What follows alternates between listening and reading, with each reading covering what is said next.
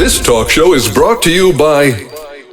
Hey, want to feel young again? Are you tired, run down, have aches and pains, brain fog? This is science-based, not hype or fancy marketing. It really works. Carbon 60 helps detoxify your body on the cellular level. It stabilizes free radicals, just like the antioxidants found in red wine and berry stew, but on a far smaller, more bioavailable nanoscale. It's like a bottle of electrons, helping your body to function better. You can also apply it on your skin topically, over muscles, joints, or organs. Most people feel results within minutes. This is not a drug. It's organic carbon. Feel better today. About 95% of our users report more energy and clarity of mind within 10 days. Give us a call at Greska's Carbon 60 at 720-600-6040 or visit our site at c-60.com. Call 720-600-6040 and feel young again.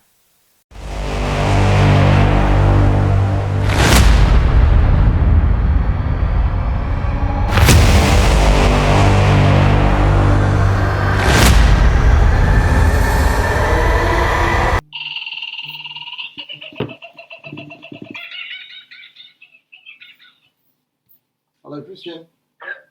Yes, you are. Really? Yeah, I'm listening. Okay, so you're listening to this at the moment? Yeah, I'm listening to you guys, yes. Okay, so we're on air. That's great. I'm glad that you joined us.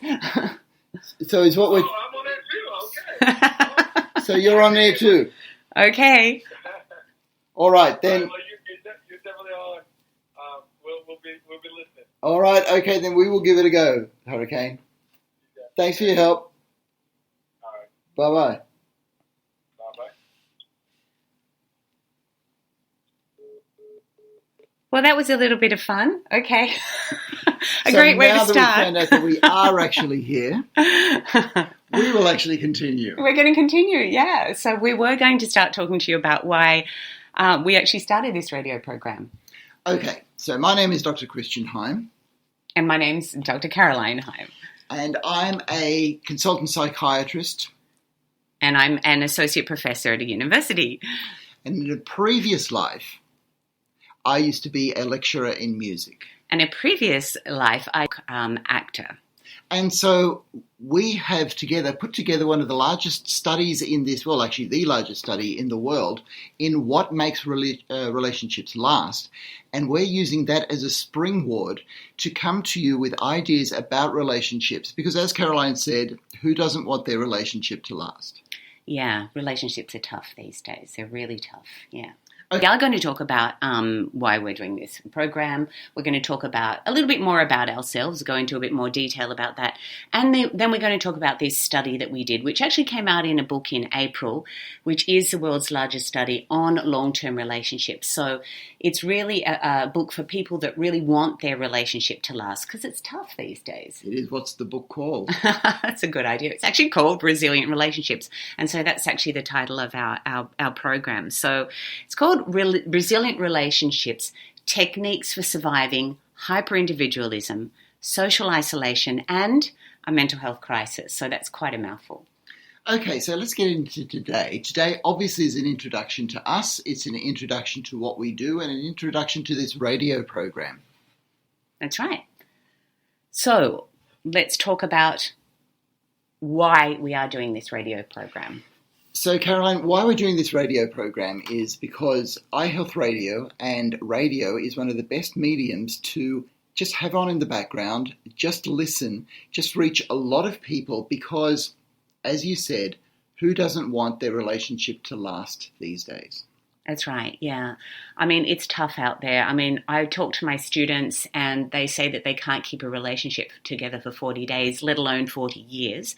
And there's people out there that want their relationship to last. Yeah, okay, so let's talk about that because the study that we did was actually to capture the experience of people who have had their relationship together for 40, 50 and 60 years for a generation that couldn't see how the hell they're going to do anything like that. And that's why we're doing this radio program, because it is basic for every human being to want a good relationship and to want a relationship to last. I mean, the studies show it, Caroline, adolescents expect to find a long-term relationship for their life. Young adults are obsessed with doing what they can to find a good relationship. Those that find a good relationship in their 20s and 30s are thankful. And then they've got to work on keeping their relationship together. People who don't have a relationship are still obsessed with trying to find a good relationship. And then by the time you get to the end of your 30s and 40s, people have relationship failures. And there's just no way of looking at that without feeling bad about that. Because when you want a relationship to last and it doesn't, that means that something went wrong. And they're the sort of things we have to face. And then in 50s and 60s, people start losing their relationships and they mourn the loss of that relationship. So I suppose what I'm saying through all of that is finding a long-term relationship is a major concern for all of us human beings for all of our lives. It is. It's a major concern. And also it has health benefits, doesn't it? Okay, well, we're getting the health benefits because that's a huge topic. Okay, all right then. All right. I'm going to stick to the topic of why we actually need this radio program, right? And where one of the most wonderful things about our society is our technology. And we have the technology where we can be connected across the whole world. And it's rather ironic that we're going back to radio, which is a technology that we have had for over 100 years now, longer. But it's part of the technological revolution that we have had in our society, which can keep us connected. Why, however, are relationships harder to form and keep in a society that is so technologically connected? Yeah, well, it seems like it's got a lot to do with, not being connected with screens, being too connected with screens and trying to find, where can you find a long-term relationship today? It's really tough, isn't it? It's really tough. It's really tough. And one of the unintended side effects of our society is that we're actually more isolated. Yeah. And look, we'll get into this when we talk about the book, but people out there listening here on the radio, you may have this on the background while you're having some dinner or while you're doing a few things around the house. Whatever you do, you'll find that you've got it on the background because, you know what, we're really quite busy. We have a lot of things to do, but we do it alone. And while you're doing it alone, you're sort of going, damn, where's that relationship that I want? Why aren't I together with people? And one of the reasons for that is the amount of connect we have with technology and social media. Yeah. And I don't think we get into that completely right now. It's definitely one of the things. We'll talk right. about that in future episodes or maybe a bit later today. Because, I was talking to someone the other day and kind of like an adopted daughter, and she's just finding it such a hard time to find a relationship. She does the dating apps online and everything, and it's just really, really tough. Are you in that position? Are you trying to find a relationship and you don't know where you can meet people? You want to meet people face to face, but where are the venues for that? How do you find people? But yeah, go ahead. Okay, so what was her experience with the dating apps? Well, she just got burnt terribly, terribly burnt. What did she try? What would she do? Well, she was just putting up profiles and she was getting people just wanting sex, basically, online. And she wanted a long-term relationship. And even though the profile said that the people wanted long-term relationships after the first date, that was really what they wanted. Okay, so what you're implying is that people put up profiles that say, I want a long-term relationship, and all they want is sex. Well, there are some people that are out there that are doing that. Some? Probably quite a lot. Yeah, that's right. Okay, so the point in that is that we human beings can lie. And unfortunately, we do. We lie to each other. And trust is a difficult thing to build up. And it's only once you get into a relationship where it's committed and somewhere along the line you've said, let's stay together, that you can start building that trust. Before that, it's a whirlwind of strong emotions and difficulties. And getting past that whirlwind is a difficulty because of our social media, because social media has given us the opportunity to lie to each other so much more. However, before you get too down, hang in there, because once you find a good term relationship, you're actually into a different game and you can keep it together. Yeah, we actually like calling it a whirlwind rather than a whirlwind, because it's about being in the world, and there's so many media messages saying this is the way you do relationships, and this is the way you do relationships. But you know what? This is one of the reasons why we did our study, is we wanted to go to people that have been in long-term relationships for a long time and get some of their wisdom into, and to be able to share that with people that are really struggling and want a long-term relationship. Okay, so you can hear that we've got a lot to get through here. But just to sum up this first section, we're trying to answer the question, why did we start this radio program? And the answer to that is because being in a long-term relationship is central to our existence as human beings, that we now live in a society that makes it difficult to even find a long-term relationship, makes it even more difficult to sustain a long-term relationship, and they're the sort of things that we'll be talking about, and along the way we'll be answering your questions, I hope, down the track as to how you can make things more successful in that area. Yeah, most definitely. So, but now I think we need to just talk a little bit about ourselves as an introduction. All right. Okay, all right. Go on. All right, go You in. start. No, you start. All right, I'll start. I'll talk about Caroline. No. No, I want you to talk about yourself. Come on. I'm going to talk about me. All right. You're a psychiatrist. I am. Talk I'm a about that. psychiatrist. Talk about your journey as a psychiatrist. Journey as a psychiatrist. Yeah, and why you're interested in relationships. Okay, so let's put that into a nutshell. So a psychiatrist is a specialist doctor. So I trained as a doctor and became a general doctor in a hospital, doing all sorts of things, helping out at heart surgeries, taking care of patients that had trauma, injuries, all sorts of things that happen in hospitals. Then comes the time that you start to specialize in one area. And I chose psychiatry.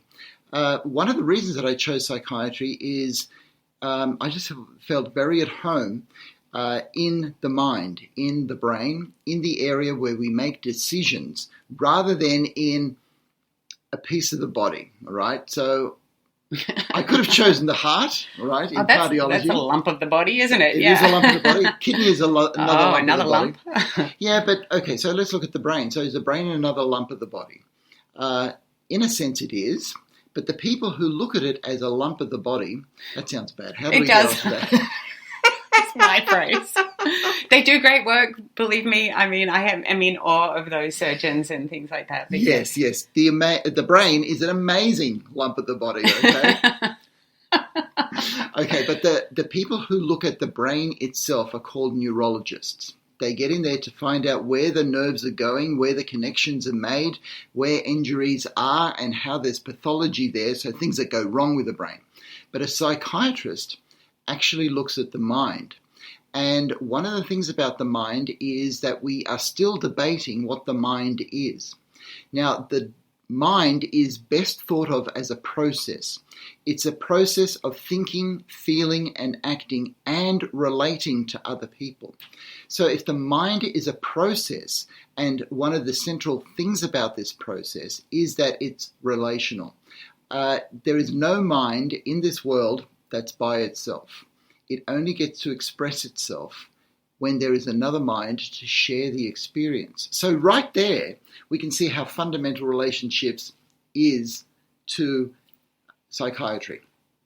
However, I digress. You do. I'm actually asking you about your pathway. I am. And so I decided to go into psychiatry, which has got to do with healing the mind. Now, the mind is embodied in the brain. So yeah, I know a fair bit about the brain. All of science knows a fair bit about the brain. But the people who know about the brain still haven't answered the question, where is the mind? Where is the personality? What is the relationship between what I experience and the actual world?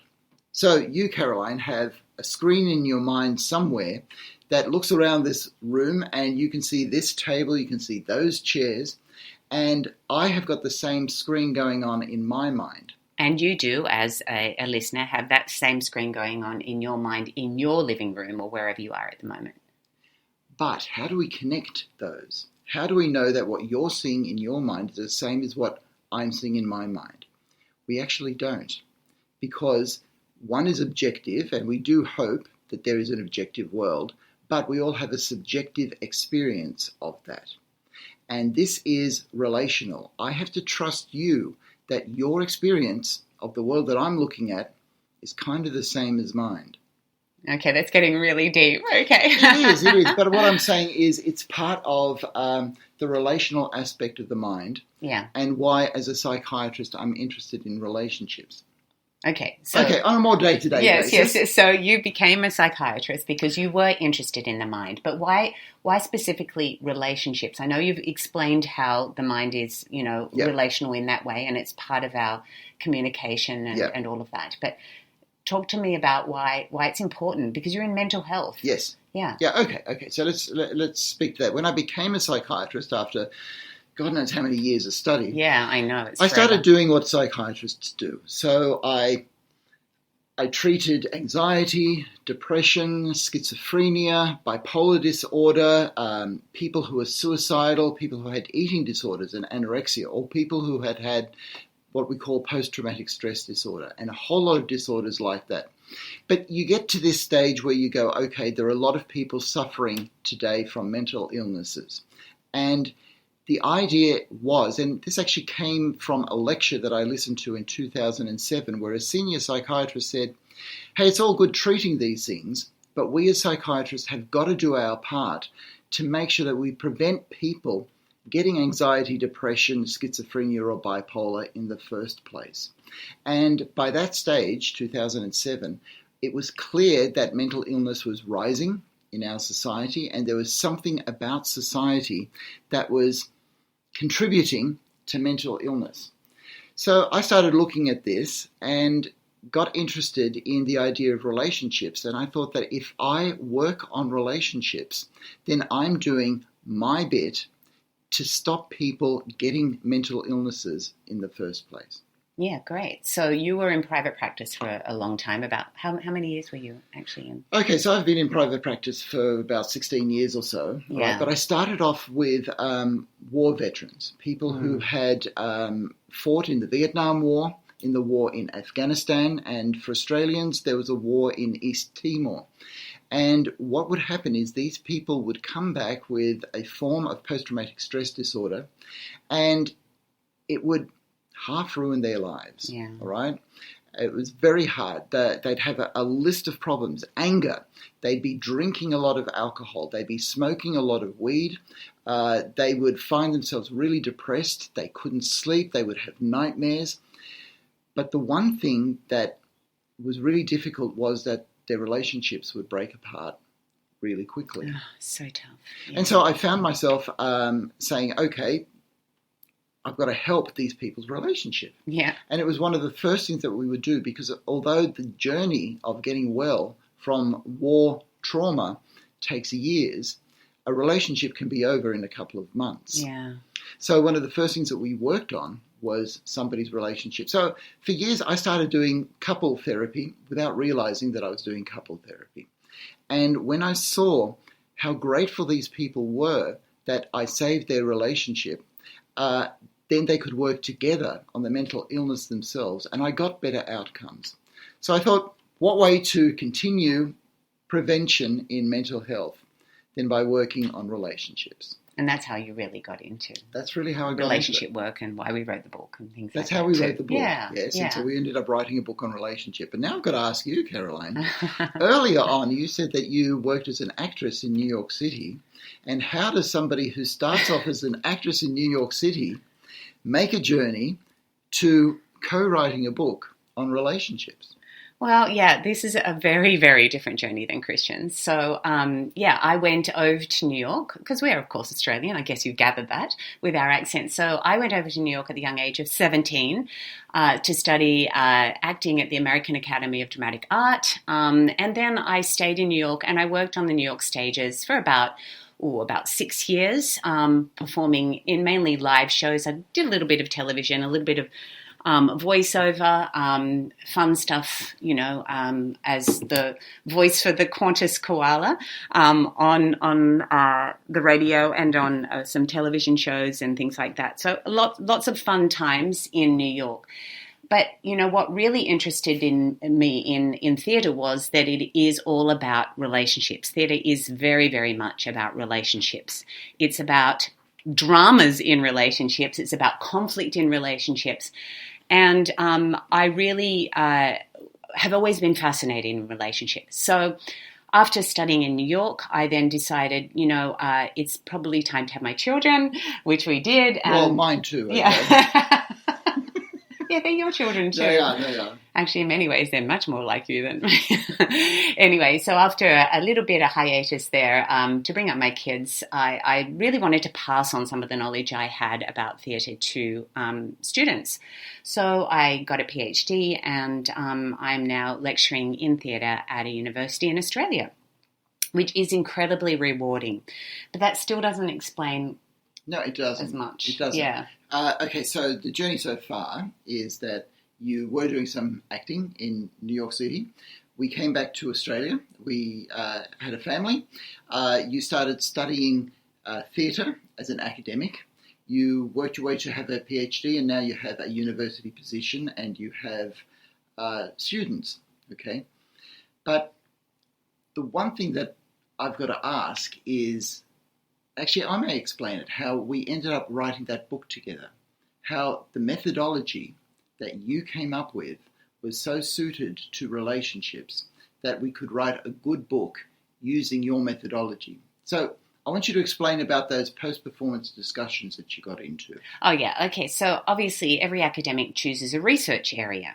And my research area was, interestingly enough, relationships in the theatre. Yes. So I got to write 2 books. I travelled worldwide and interviewed actually over 200 actors and audience members to talk about how they perceive those relationships in the theatre, the psychology behind them, how that works, and very interesting information there. But during that time, what I did is I actually developed a methodology for interviewing actors and audience members. It was really quite unique, and yeah, lots of fun too.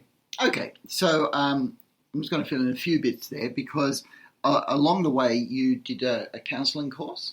I did. I'm a Lifeline certified crisis counsellor, so that's a crisis line in Australia, Lifeline, and I'm also a facilitator. So yeah. I was obviously learning lots of counselling skills along the way. I studied Carl Rogers and all sorts of things like that.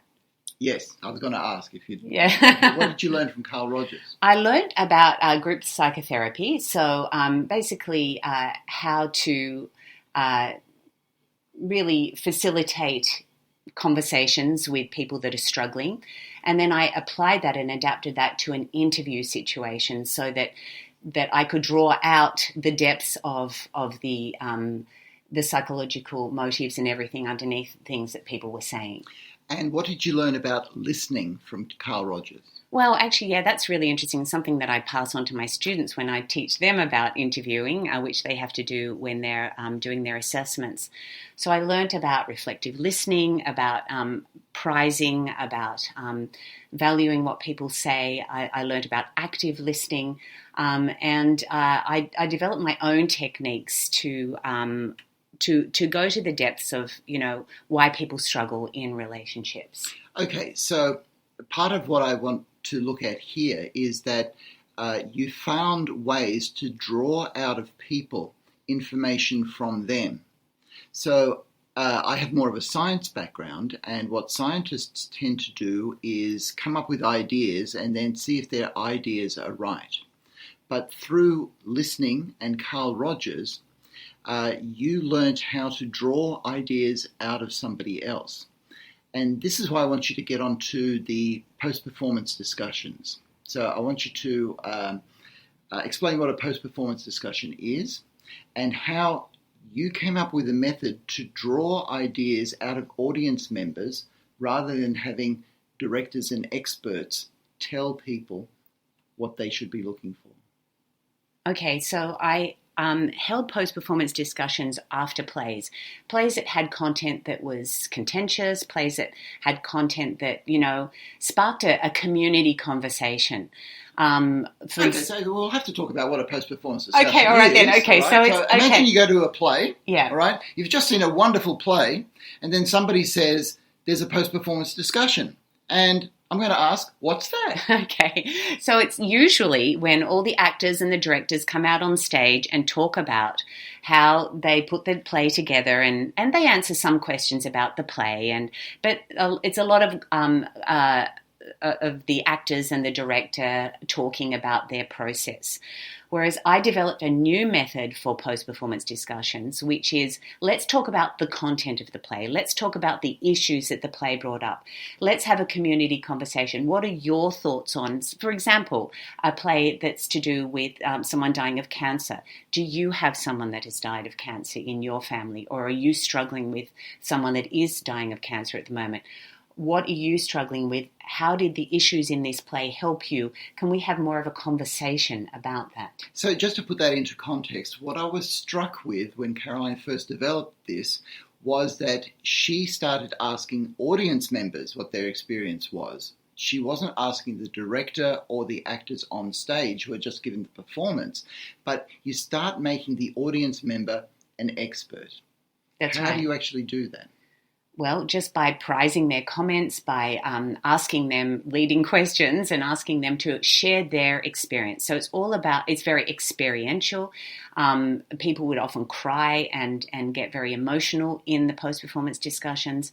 Some of the audience members would start sharing their stories with each other, and it became a really wonderful community event rather than just very expert driven. It was privileging the voices of the audience members, privileging their stories, and creating an environment, which is also another Carl Rogers technique, creating a climate that relaxes everyone enough and that they feel safe enough to share their stories in. Some of the post-performances discussions that I was at, people felt safe enough to argue with each other. They did. Actually, one couple had an argument and someone walked out. That's right. That's right. Yeah. That's right. And that's a very safe environment. I mean, you're sitting amongst strangers and you're discussing some really deep issues sometimes. And obviously it's going to get heated if it's political or something. It does. Yeah, it gets political. So we were at plays that were, let's say, about kings and queens and politics and why somebody got beheaded and what happened in a relationship. And then people would start to relate that to their own relationships and start sharing the stories of their own relationships, what went right and what went wrong. And it was just amazing how much information people were willing to share to have a really vital experience. That's right. So, but it is all very much about creating a safe environment for people to share on that deeper level. Okay, so what I wanted to do was to ask all about that because I watched you do that and you did it so well with a group of over 100 people to create a safe environment. So when it came to looking at the book, what we did was we were able to use your methodology to go beyond what science was able to do in generating its own ideas so that we could draw ideas out of the people that we were interviewing.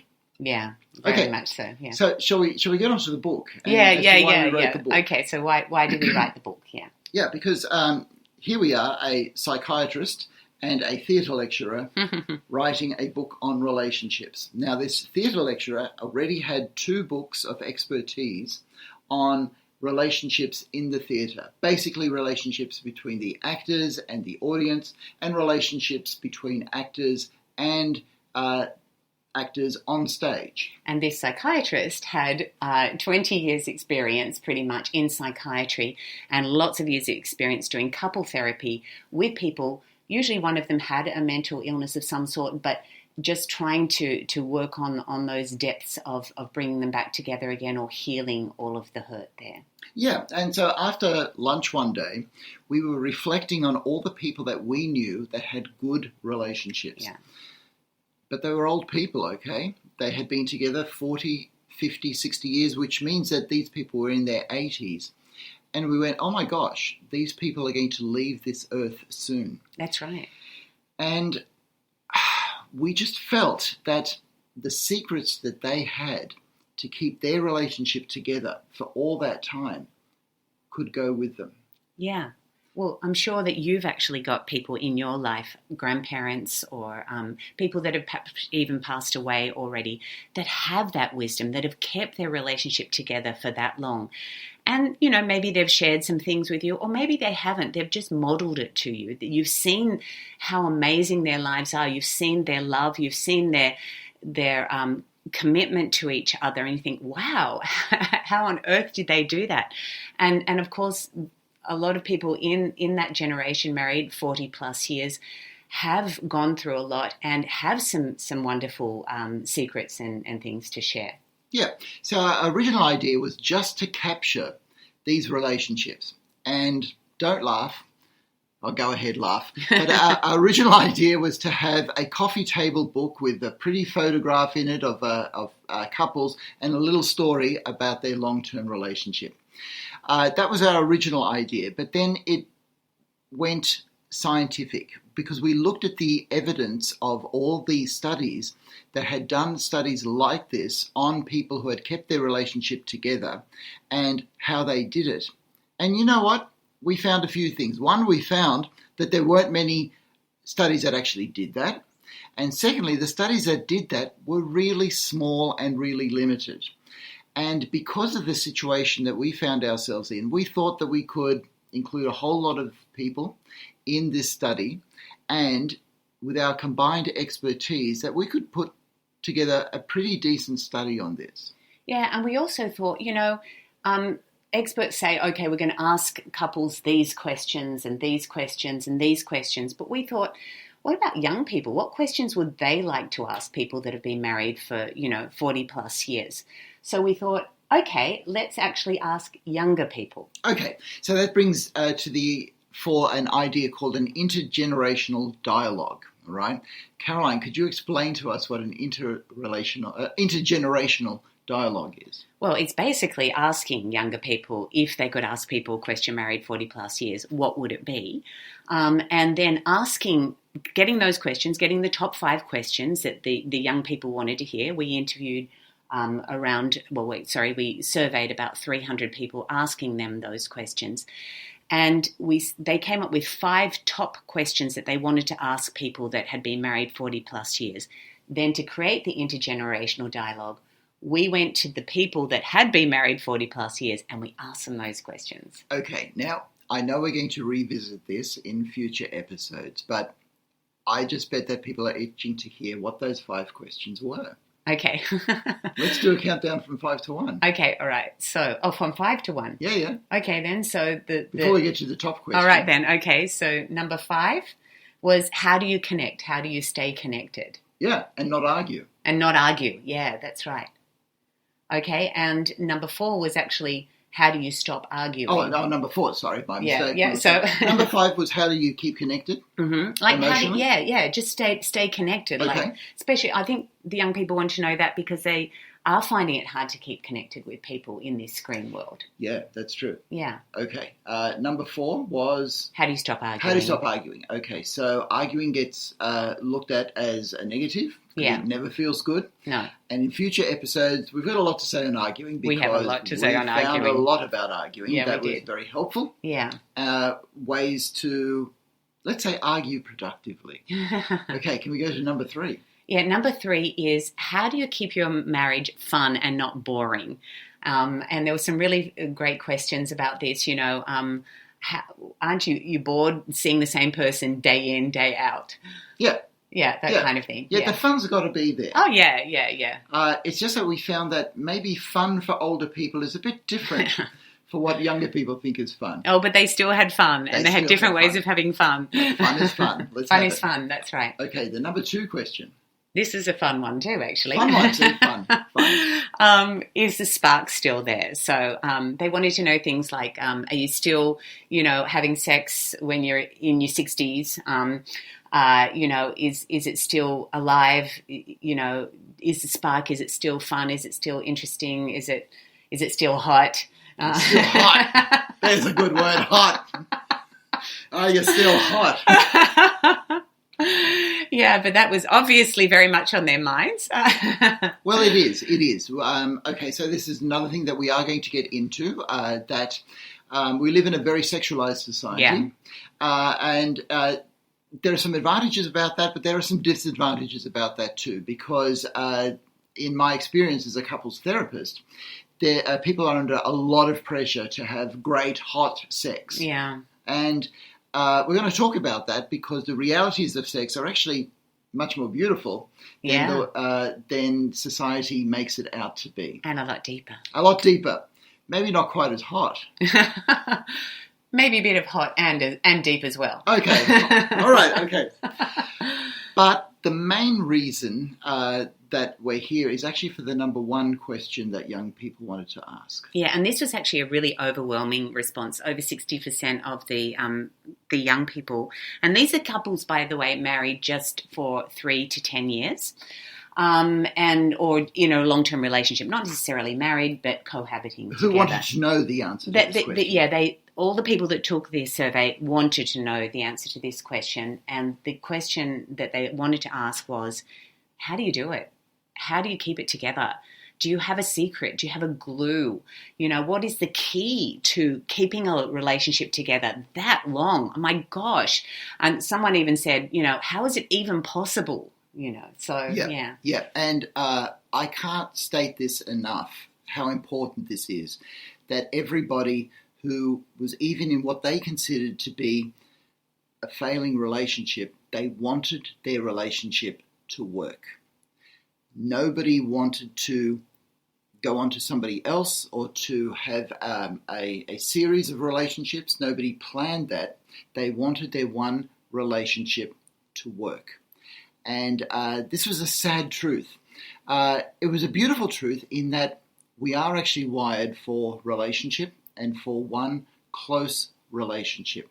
And we've got studies to show that the closer you can get to having fulfillment in one relationship, the happier you would be. But the sad truth is there are so many pressures on all of us to be individuals, to have interest in so many different areas, that we've now created a society where it's actually harder to keep one relationship together. But the yearning out there was, please let us know. Can you let us know how to do it? Yeah. What are your secrets? Yeah. And so just to clarify, we had couples who were together in relationships from about 3 to 10 years saying, could you please ask relationships that have been together for 40 or 50 years how they did it, how we could do it, what are those key ingredients that we could learn from, that we need, so that we can have the relationship that they did. Yeah. And then, we had to find people married 40 plus years. Which we did. Which we did. So we actually ended up interviewing or surveying over 1,400 people. This actually makes this the largest study on long-term relationships in the world to date. Of this kind, Yeah, so Caroline's job was to interview. Yeah, so I did the interviews, and so we managed to get 90 couples, so that's 180 coupled individuals from all around the world. So the study represents 52 different countries, which is really exciting because, different experiences, different people from different countries. Yeah, and my role was to present the scientific expertise and the evidence. So the book cites over 900 scientific papers, and also to use my experience as a couples therapist to be able to speak from a clinical point of view to the evidence of the interviews and the surveys that we had done, and all the scientific theories, and to bring these three together: the clinical evidence, the surveys and the interviews, and the scientific theories. And this was a 5-year project. And so now we've got this book. Yeah, so it took us a long time. It took a long because it wasn't only the interviews, of course, which were, they ran for about an hour and a half, the interviews, and we really got to some really deep subjects, which we'll share in future episodes. And also Christian, of course, formulated the questions, and we added the 5 questions from the younger people. But it was quite in depth because we also then had to put together a survey of 925 people took the survey worldwide again. Just to clarify that survey, we've got about 300 people that we asked what questions do you want of the older couples, and then we interviewed 90 couples, so 180 people, about their ideas and answers to those questions. But then we also surveyed another 925. We surveyed another 925 people just so that we've got a much broader and larger number of people answering the questions that the young people posed. But the advantage of what we did was when you ask surveys, people can't tell you what they want to tell you. They can only write answers in written form. When you interview 90 couples, as Caroline did, then it becomes a dynamic relationship where you can ask questions that move in a certain area. You can be interrupted. There may be time for people crying. There may be time for some anger or arguments. And there are things that happen in that moment, which means that you can go deeper into the experience of a couple's response to any question. Yeah, and that's where the live experience of interviewing them is really important and special. And I was able to observe the couples and obviously observe them crying, but not only that, just the touches that they had, their interactions themselves. And that told a story too. Or there was the look, the worried look, or the can I share this look, and told such a story of their relationship, or maybe something that they were holding back, that was too difficult for them to talk about. You needed to be there in person, and that's why that was the whole thing that's so different than a survey where people can write anonymous answers, but just watching those interactions or the sadness of it, or even when they had physical disabilities, not being able to shake my hand, and things like that, and the pain in their eyes when they're explaining things, like the death of a child or something extreme like that, and also the opportunity for me to cry with them or to be there with them on that journey. Okay, so what do we do with all this information? The important thing for you out there, wherever you happen to be today, is that this information has to be relevant to help you in your relationship so that your relationship can actually last. So we took the experience and the wisdom and the knowledge from all of these couples who had been together 40, 50, 60 years. And then we had to do what's called contextualization. So in other words, we had to put it in the context of today's society. So today's society is dominated by a few major discourses that affect all our relationships. So the first one is what's called hyper-individualism, where we are all called upon to be individuals, but even individuals without regard to society values. So a kind of a F you to everybody else. I'm here to take care of myself. Now that, I've got to say, works against relationships in the first place. Yeah. So I spent a chapter looking at the scientific theories of how we can reconcile. Can you still live in a hyper-individual age and still carry on a relationship? You have to actually explain what hyper-individualism is. Hyper-individualism. Give us kind of a definition. Okay. So basically, hyper-individualism is a tendency of people to act for themselves in an individualistic way without regard to society. Mm. So it really is turning your back on traditional values to live the life that you want. The problem is that doing that leads to a lot of misery and a lot of problems. And for an age that is looking for pleasure and fun, there's just too much misery out there. Yeah. And that's something that we're going to talk a lot about in future episodes. But here I just want to say that in this age of hyper-individualism, in other words, taking care of yourself, we've actually found that for two people living together in a relationship, the most selfish thing they can do for themselves is to take care of their relationship. Yeah. Because of all the health benefits, the emotion benefits, the relationship benefits, and even the fun benefits of being in a relationship. All right? Yeah. Okay. We've talked about the health benefits so far, so twice now. So You want me to yeah, talk about I them? do. The mental health benefits and the physical health benefits. Just if you could go over some of, just in general, talk about. So it. in general, we sort of found that people who are in relationships live longer, they live healthier lives, they live happier lives, they have less depression, they have less anxiety, they commit suicide less often, much less often, by a factor of 6. So a relationship protects your happiness, it protects your emotional well-being and your physical health.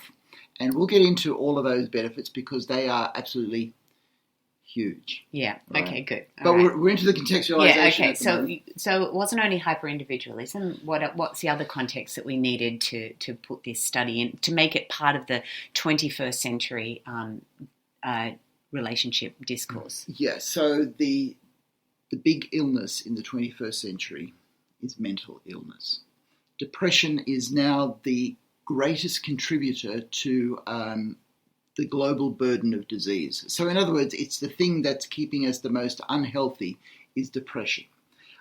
Suicide rates in the last 30 years, particularly in the United States, have gone up by it's like 4% a year. We're looking at a 33% increase on 1999 levels, which is just huge. Yeah. And we know that relationship is a major protective factor for all mental illness. And so that was the second contextualization that we did in the book.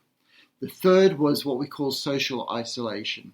Now, social isolation is not just in a pandemic, you have to social distance. It's also in a world of social media where we spend so much time engaging with a screen that we spend less time engaging with each other as people. And this is actually changing our brains. And a relationship is something that can change your brain for the better because you actually need to use your brain and your mind to relate to something outside of yourself that is alive, changing, and unpredictable, as people are. Whereas a screen is actually quite predictable and quite unchanging. You can get into a rhythm of predictability. You can get all the pleasure that you want from a screen, but it is quite predictable and under your control. And so we are de-skilling in the area of relationships thanks to our social isolation. And I can hear what you're saying. You're thinking, oh my gosh, this is so hard. You know, I love my phone. I love my screens. I actually find relationships through my screens. And it's tough. You know, how do we manage this? If it's changing our brains, it's changing our brains, but it's also changing society in so many ways and the way that we look at relationships. And how do we get away from that, or what techniques? And we'll be talking about those sort of things in future episodes. Yeah, we will. And in fact, look, I know that our technology is absolutely amazing. We've been able to do things that we can't do before. We do have more pleasure. We do have a whole lot more fun opportunities, but it comes with a side effect, an unintended side effect. And the unintended side effect is that we find less of our fun in people close to us. And yet, if you were to imagine this whole world with all of its fun, with all of its movies, all of its travel, all of its entertainment, but you were the only person in the world, all of a sudden it would look like an absolutely dreadful world. And what we need to do is take care of the people around us so that relationships become something that we don't just take for granted, but we actually work on to keep them in our lives. And getting back to the point of why we're doing this particular radio show, it's so that your relationship can thrive. So that if you're thinking of moving away or having a break from that person, or thinking that it may not work out, or maybe that it's over, that it may be time to think again that there are things that you can have, because what you have in front of you is probably the most precious gift that you can have. Your relationship is actually your greatest asset. Yeah, and that's actually one of the things that we really like saying a lot, that your relationship is your greatest asset. And it's actually all goes into the title of the book, actually, Resilient Relationships, because it is about building resilience. But you do need skills. We're de-skilled now, in that area. We're putting all of our energies into career building and money making and stuff, but we're de-skilled in the relationship area. Okay, so we're getting close to the tail end of the show here. And every time we have a show, I will give at least one technique that you can put into practice for your relationship to make it better from today. And I'm going to do that, but before we do that, we're going to give a little summary of what today was all about. So today's our introduction to us, our introduction to this broadcast, and we hope that we have answered a few of the questions, like why did we start this radio program? Yeah. Why did we start the radio program? Okay, Yeah. So we started this radio program because there are people like you that would like to have your relationship last for a long time. And like you, there are people out there that live in a society that has so many pleasurable things and so many experiences with so many pressures that it's actually harder to keep a relationship together in today's society than it would have been, say, 40 or 50 years ago. Most definitely. Most definitely, it is actually harder. So that was the first question that we wanted to answer. Why did we start this radio program? And then we looked a little bit about ourselves as an introduction. I hope we won't be speaking this much about ourselves in the future, but we wanted to talk to you about our journey as to why we're really passionate about relationships and long-term relationships in particular. So Christian talked about his journey as a psychiatrist, and how he became interested in couples therapy, and how he saw the huge benefits, even in the mental health area, for keeping relationships together, and that would, of course, improve the mental health of his patients. And then we talked about my journey, which was through, interestingly enough, theatre and acting in New York, and then coming to write some books on the relationships in theatre and developing a methodology for interviewing people that we were able to use when we brought our skills together. And it was, again, bringing our skills together to write a book to help people have long-term relationships. And that brings us to the third question that we wanted to answer. What is our book about? What is the study that we did? What are we basing all our information on? And in that, we come together because, as you know, we're a married couple, okay? But what we're doing here is using Caroline's skills and her methodology and her relationships on stage, and my clinical skills as a couple therapist and as a clinical psychiatrist, to have put together a book which is based on the world's largest cross-sectional study on long-term relationships ever. So we looked at almost 1,500 individuals from over 50 countries with almost 1,000 scientific papers cited in a 5-year project that we put together because we believe in relationships. As cliche as it sounds, we believe in love. We believe in having a fun life. And it's been our personal experience that the most fun that we've had is together, is in our relationship. Yeah, and we really believe in the equation that, 1 + 1 does equal 2, okay? And 2 is so powerful. It is so strong. Yep. Okay. So, a few little take-homes. Your relationship is your greatest asset. And the most selfish thing that two people can do for each other is to take care of their relationship. Because in an age where selfishness reigns supreme, I want you guys to be as selfish as you can and take care of your long-term relationship. Yeah. So are you going to give us a technique? Yeah, I am. I'm going to give you a great. technique. So this is the first technique that any couple can do that have been together for a day, a year, or 10 years. And that is to actually get together once a week over a cup of tea or during a walk, okay? But spend time together and you just ask yourself 2 questions. What's going right in our relationship? And can we do more of that? And what's going wrong in our relationship? And can we do less of that? Now, for some people, it can be really formalized. Every Thursday night at 7:30, we get together and we sit down with a cup of tea and we stare at each other in the face and we ask ourselves this question. All right?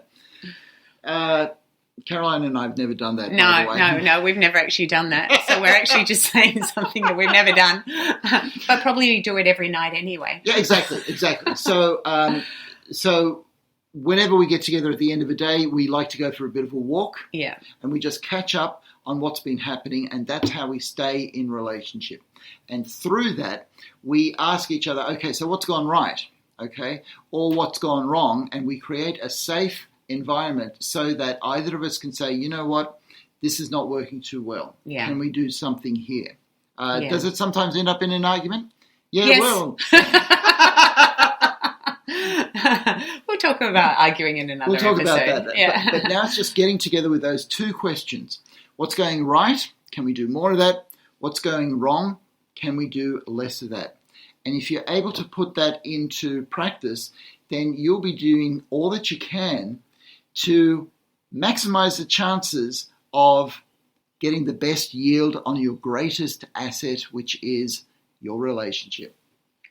Okay, so we're so glad that you joined us today. We hope that you'll join us in future episodes.